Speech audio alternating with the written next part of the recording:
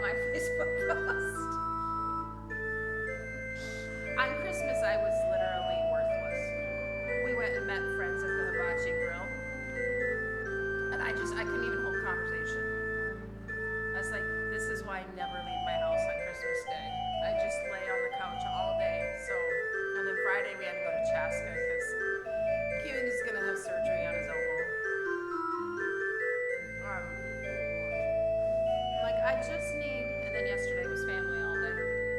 I just need to not see anyone for a whole day. And not have to talk to anyone for a whole day. I might recover. We'll see. Maybe tomorrow we'll be snowed in, so.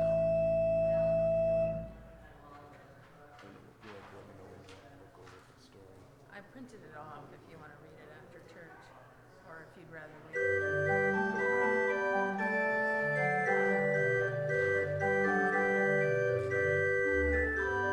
It is interesting. Most of the people from the country and out of town are the ones that get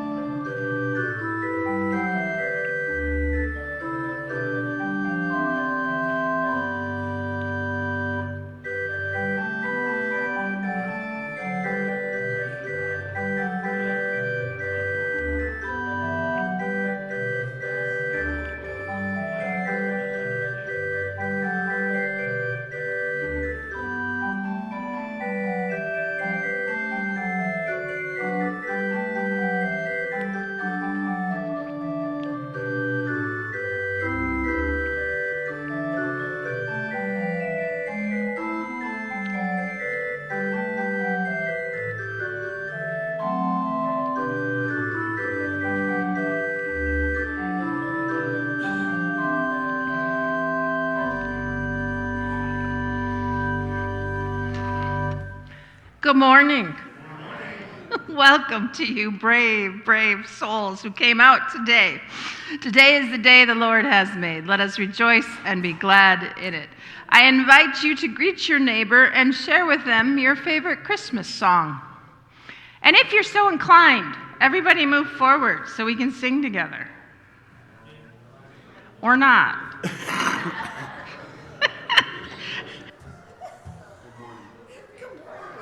What's your favorite Christmas song? It is beautiful. It is beautiful.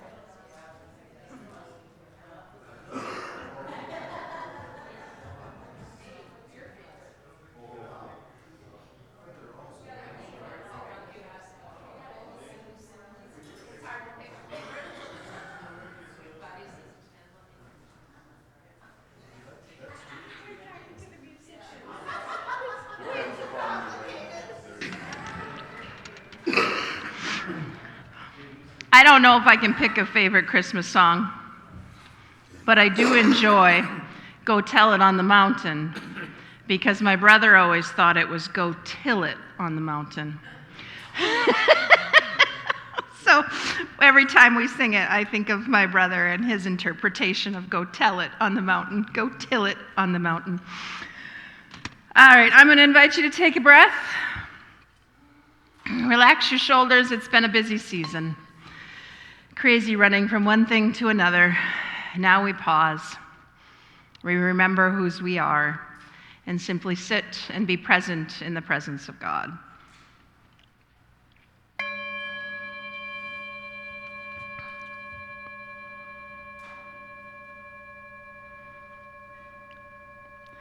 Be still and know God is God. Be still and know God is.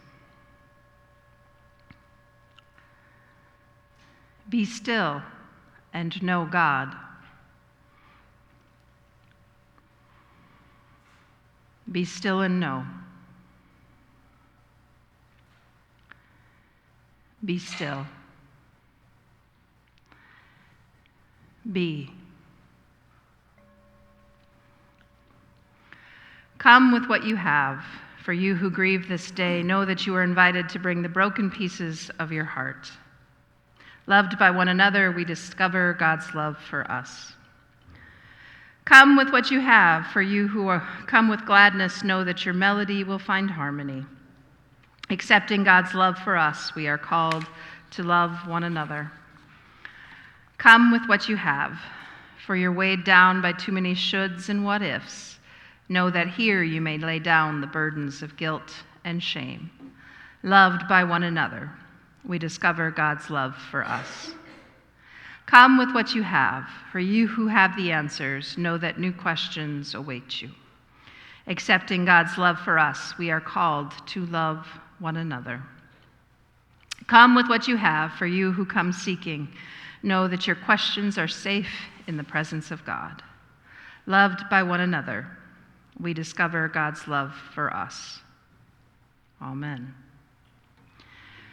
So we're doing the music a little bit differently this morning. I already changed the order of worship too, so we're doing great.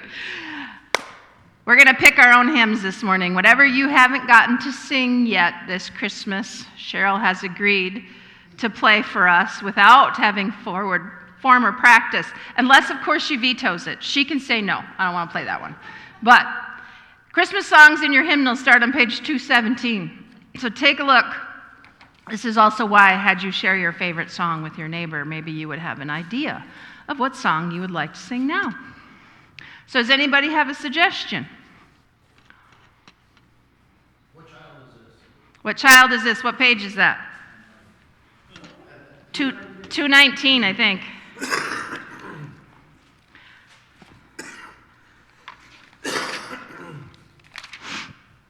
Let's sing 219. What child is this?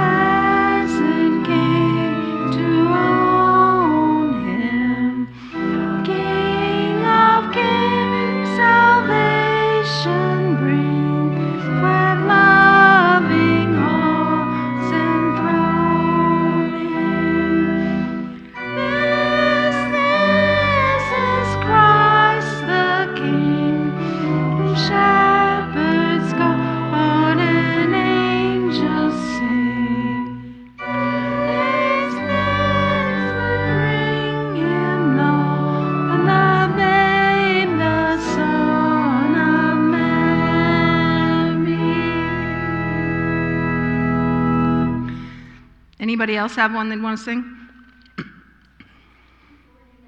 249.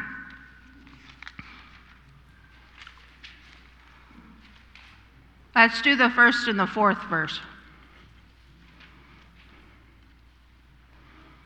There's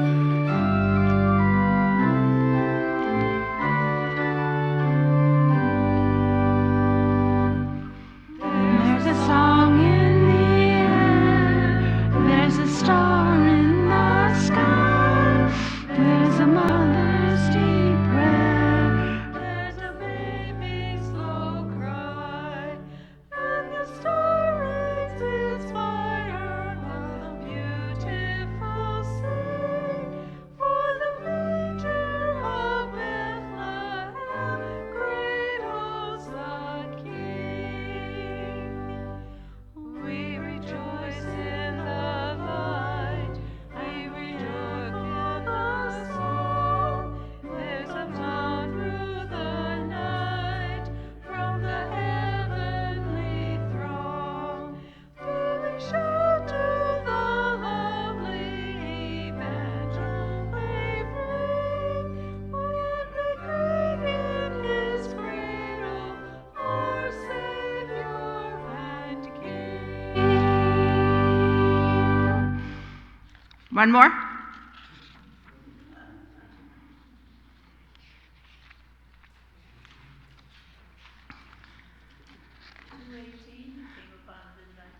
"2:18, it came upon a midnight clear."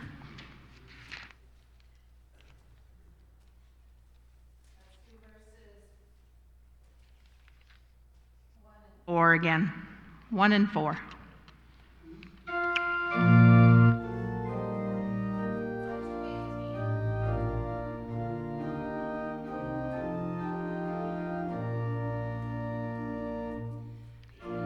Came upon the midnight clear, that glorious song of old, from angels bending near the earth to touch their hearts of gold.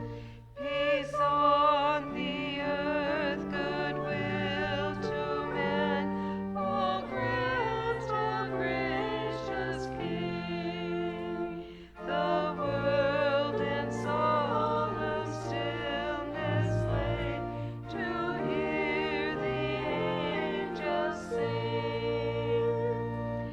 For lo, the days are hastening on, by prophets seen of old, when with the ever-circling years shall come the time foretold, when peace shall over all the earth its ancient splendor display. Then the whole world send back the song which now the angels sing. Amen.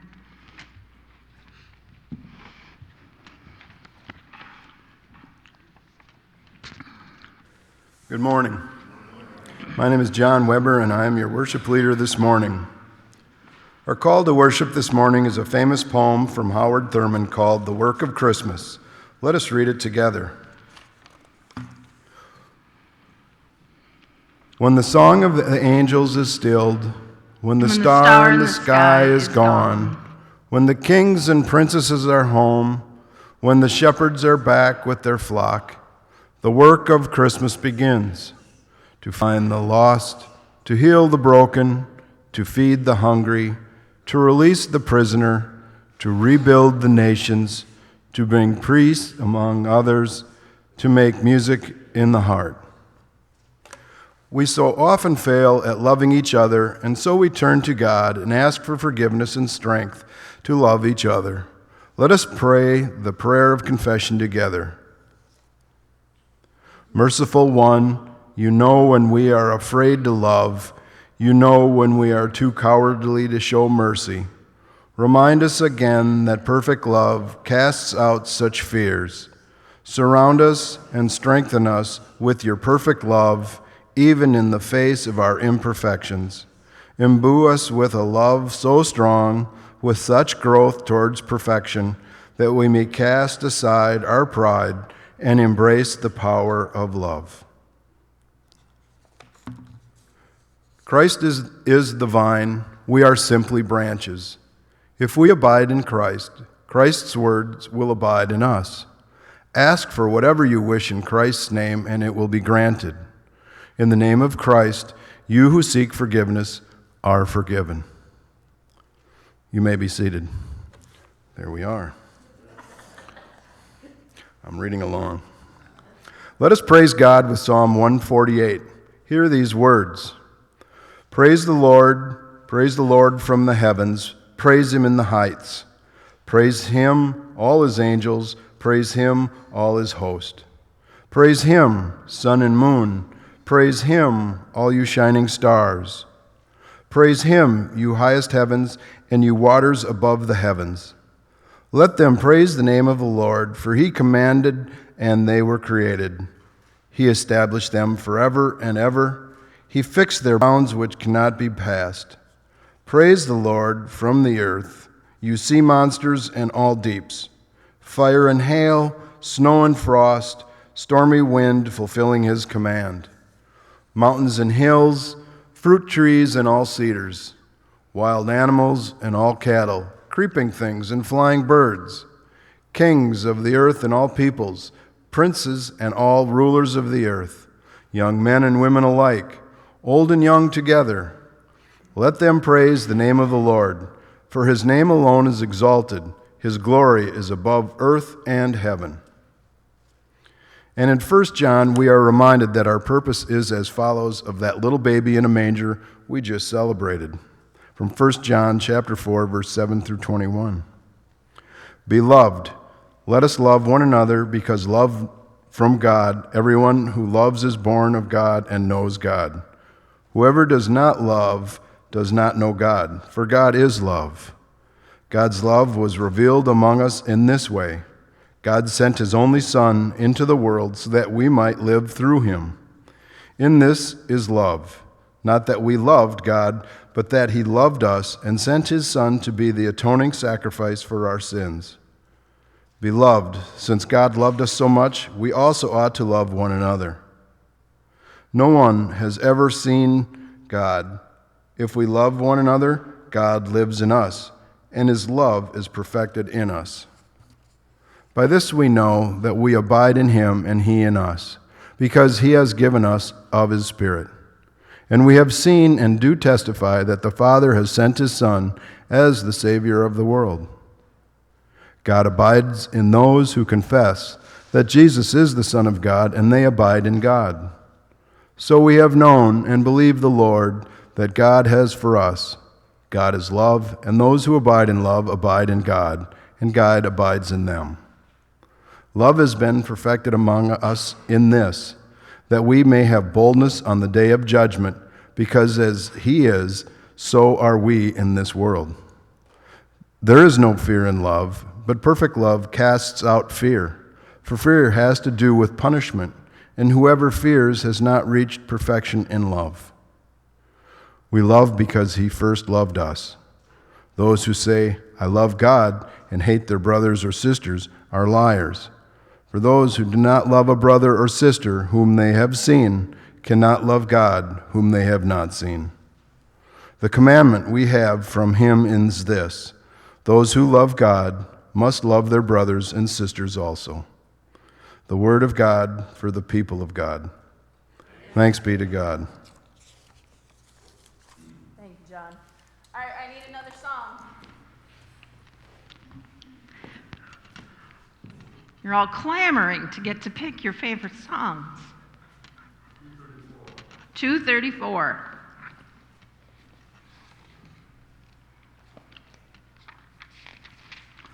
Let's do 1 and 7.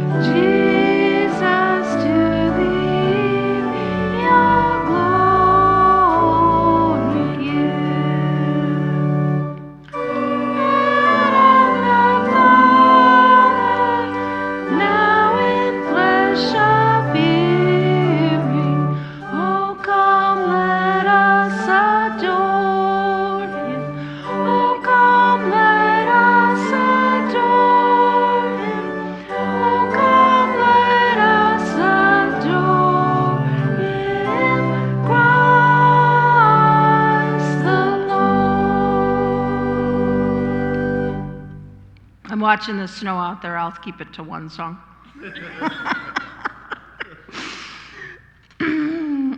Let's turn to God in prayer.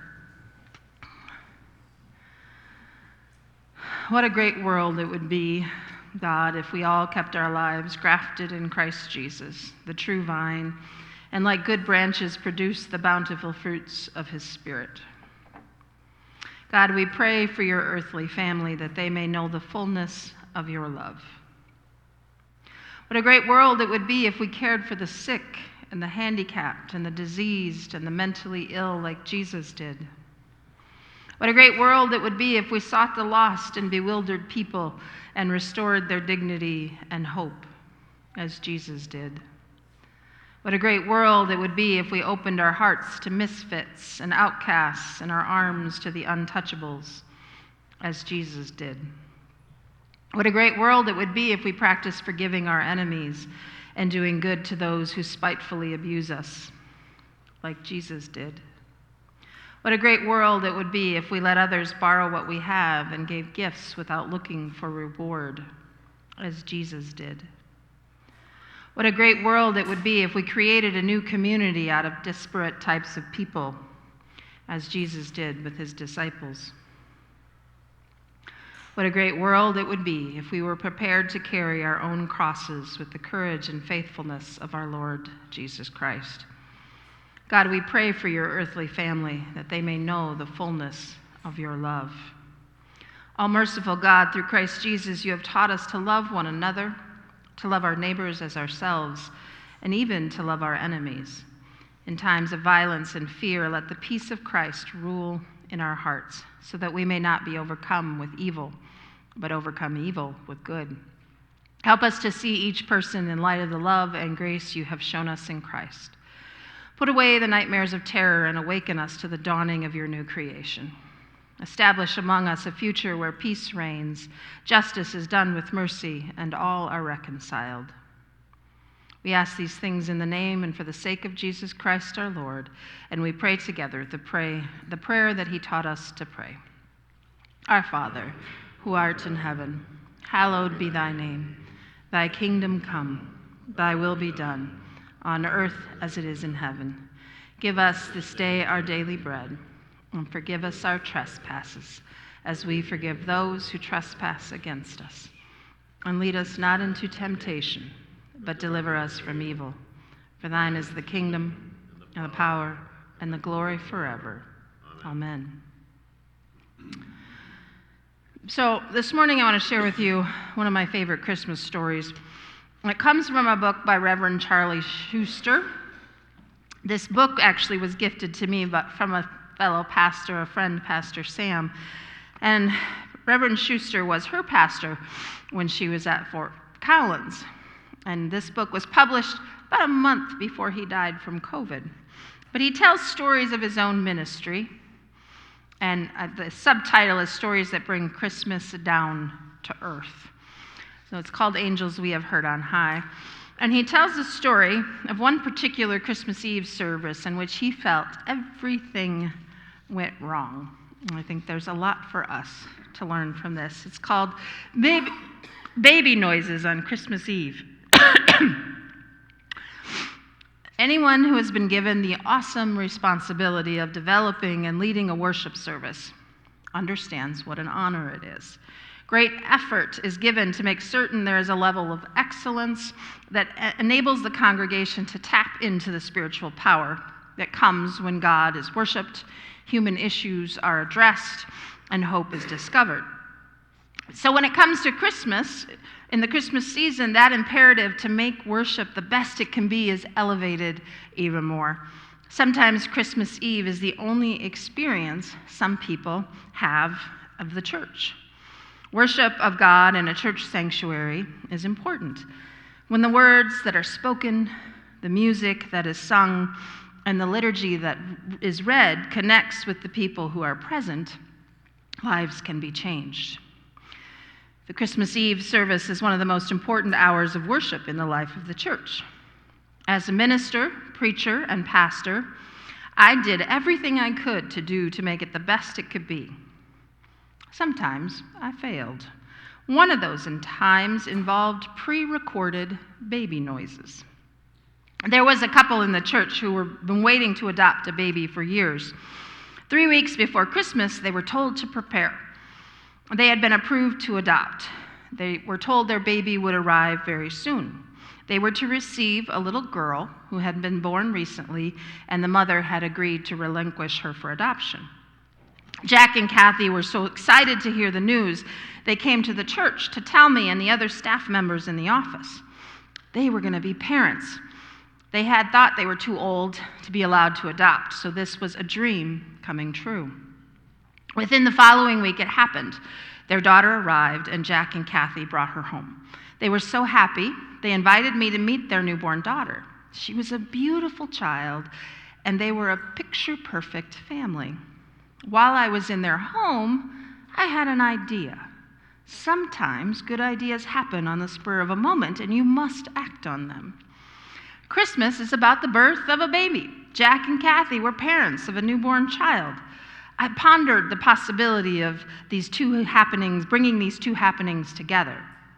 If we had decided to reenact the manger scene, I might have suggested we place the baby in the manger for the service. If the Christmas Eve service had been scheduled to begin at the end of the afternoon, I might have thought we could introduce the baby to the congregation.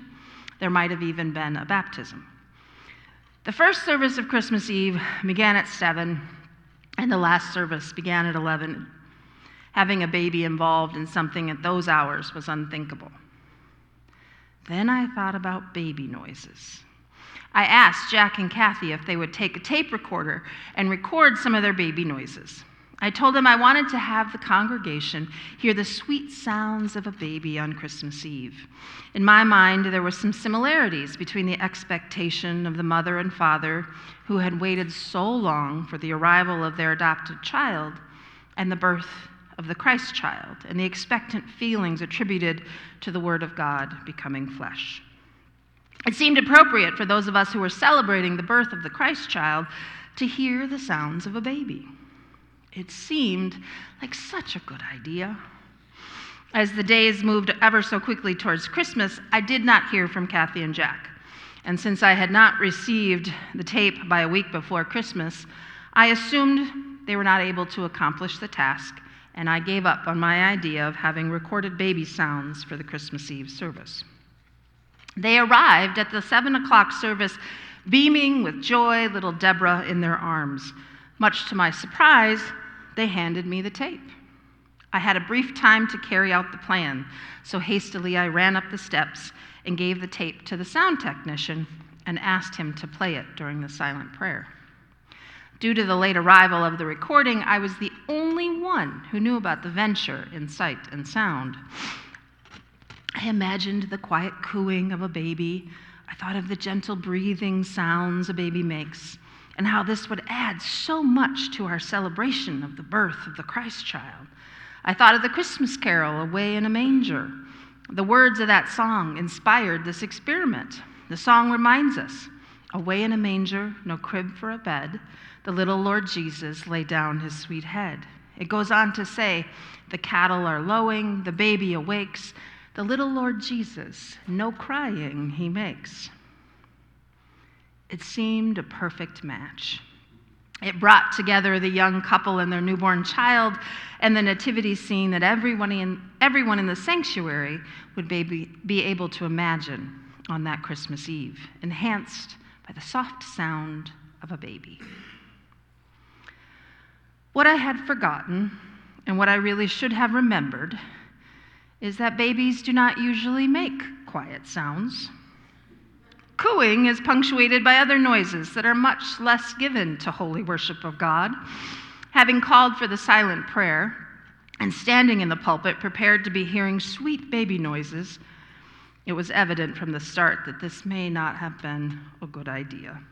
The noises were loud and strident and strange. People jerked up from meditative posture. The baby's belching noises brought about a recoiled antiphonal response from the congregated, and before the silent prayer was over, I thought the candlelighting service had been ruined. Some people thought there was a problem with the pipe organ and a repair person should be summoned. Other people thought there was a protest group trying to disrupt the service. Most people were confused. Many were concerned. However, Jack and Kathy were proud of the involvement of their daughter on her first Christmas Eve. I pondered what it all meant. There were other problems in that service. The choir was so shaken by the frightening baby noises that their anthem was so off-key they had to start over. The ushers could not find the extra candles, and there was a section of the congregation that went without light. One of the acolytes fell asleep, and he began snoring. It was the worst Christmas Eve service I have been party to, and I was embarrassed. The organist threatened to resign, and the choir director had a migraine headache. Certainly, most of the people did not leave that service with the Christmas spirit, nor did I leave that service with the Christmas spirit. That happened 25 years ago, and the feeling of despair remains with me whenever I think of that December 24th debacle. In fact, I refer to that event as the Screaming Baby service. Little did I know there had been a dog in the balcony that night as well. We'd had the potential of both baby noises and a barking dog. In the back of my mind, I recalled that there had been a dog in the balcony, but it didn't occupy much of my attention. It was a mystery, but a faint memory of a bad night. There could have been a dog in the balcony, but it did beg the question, why was there a dog in the balcony? It was not until a year later that I received a letter that helped clear up the mystery. The letter was from a young woman who wanted to let us know how much that Christmas Eve worship service had meant to her. She wrote that she had been living on the street.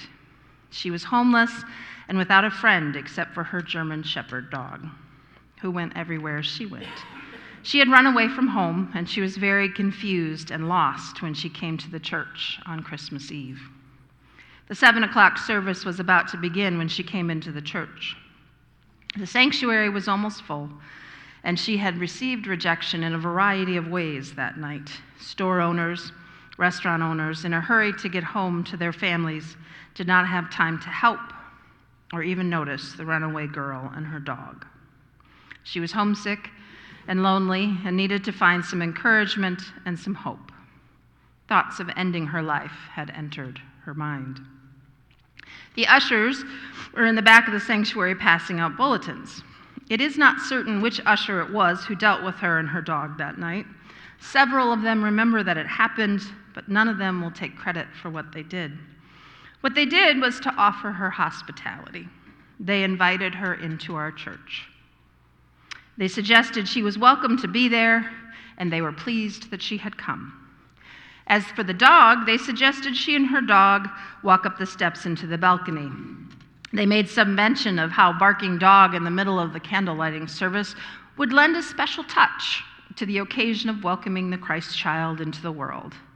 After all, in the story, it's assumed that there were sheep and cattle. Who's to say there wasn't a stray dog in the back of the barn and the crowded inn? She assured the ushers that her dog would not be disruptive. She and her dog headed for the balcony. At the end of the service, one of the ushers saw them leaving the sanctuary. He walked over to her and he shook her hand warmly. In that handshake was a $50 bill. According to her letter, this Christmas Eve worship was a turning point for this young woman. The night we had baby noises. Also, we had a dog in the balcony. The mystery was solved. At the Christmas Eve service in which everything went wrong, one thing went right. This young woman claimed because of the kindness of our people and the hospitality she was shown, she was able to put some things together. Her life began to take shape, and she found hope and a reason to live. She began to act on her future instead of waiting for the future to come to her. She came to the church that had baby noises during the service. Christmas Eve, in the balcony of the church, there was hope, and she caught a glimpse of it. Our ushers in our church had helped her turn her life around. We made a difference to one human being who might make a difference to others. You never know. We never know where it stops, but we do have some idea where it starts. It starts with treating people with dignity and respect and finding some way to believe in them, even when they have trouble believing in themselves. Opportunities present themselves every day, and you never know what can happen or where they will lead. The letter from this young woman was postmarked Connecticut. The letter came from New Haven, Yale Divinity School. A young woman who found home in a church on Christmas Eve when she felt alone and unwelcomed had decided to work in the church, dedicating herself to welcoming strangers who come in the night. It was not the sermon I preached, but it might have been the candles that were lighting the darkness. It was not the choir that fumbled the anthem, but it might have been what they sang after their restart. Maybe it was a combination of things: the friendliness of the greeting, the generosity of the man who gave her the $50 bill, the softness of the carols, and even the baby noises during the silent prayer. In a worship service where nothing seemed to go right, a most important thing was almost perfect. The message of Christmas, of love, of hope, of joy and peace comes through, often in spite of us. It's so easy for us to get caught up in the perfection needed for Christmas Eve. Make sure it's a good show. Reverend Schuster does a fabulous job of reminding us what it's really all about. We are here to love our neighbor, and if we can get that right, then we are doing what God calls us to do. So as we sit on the cusp of a new year, Christmas songs still ringing in our ears, may we remember that love is why there's a baby in the manger. Love is the work of Christmas. Amen. I invite us to join our voices together in the offering prayer. God of the manger, we give these offerings in gratitude, rejoicing in the abundance of your gifts to us. We give these offerings in faith, trusting that you will provide for our needs. We give these offerings in hope, knowing you can use them to spread your love in this world. And with these offerings, we give ourselves. May we live with generous hearts, with open hands. Amen.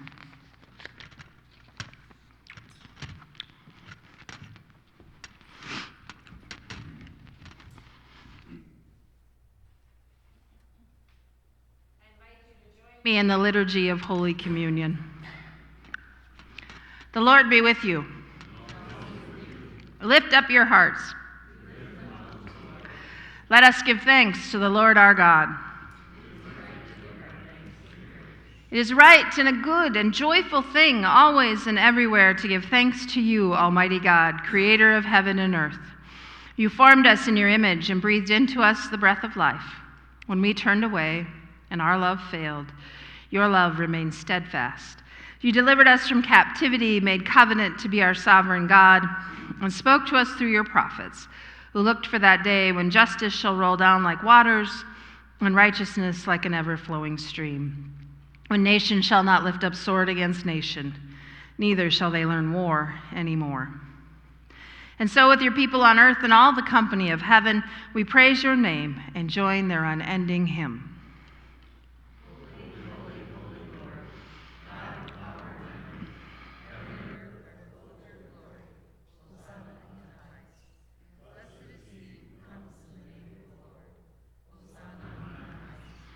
Holy are you, and blessed is your Son, Jesus Christ. Your Spirit anointed him to preach good news to the poor, to proclaim release to the captives and recovering of sight to the blind, to set at liberty those who are oppressed, and to announce that the time had come when you would save your people. He healed the sick, fed the hungry, and ate with sinners. By the baptism of his life, suffering, death, and resurrection, you gave birth to your church, delivered us from slavery to sin and death, and made with us a new covenant by water and the Spirit. On the night in which he gave himself up for us, he took bread, gave thanks to you, broke the bread, gave it to his disciples, and said, "Take, eat. This is my body, which is given for you. Do this in remembrance of me." When the supper was over, he took the cup, gave thanks to you, gave it to his disciples, and said, "Drink from this, all of you. This is my blood of the new covenant, poured out for you and for many for the forgiveness of sins. Do this as often as you drink it in remembrance of me." And so, in remembrance of these your mighty acts in Jesus Christ, we offer ourselves in praise and thanksgiving as a holy and living sacrifice, in union with Christ's offering for us as we proclaim the mystery of faith.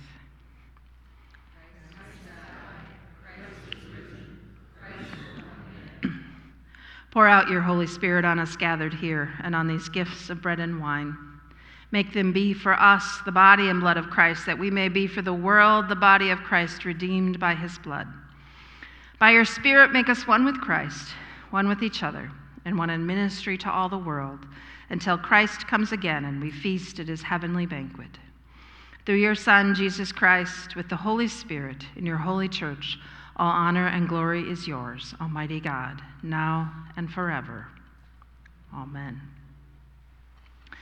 The body of Christ, broken for you. The blood of Christ, shed for you. This is a United Methodist table. All are welcome to come forward and receive. You do not need to be a member of this church or any church. Simply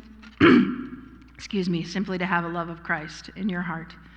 Come, the table is set. The love of Christ is waiting to be received.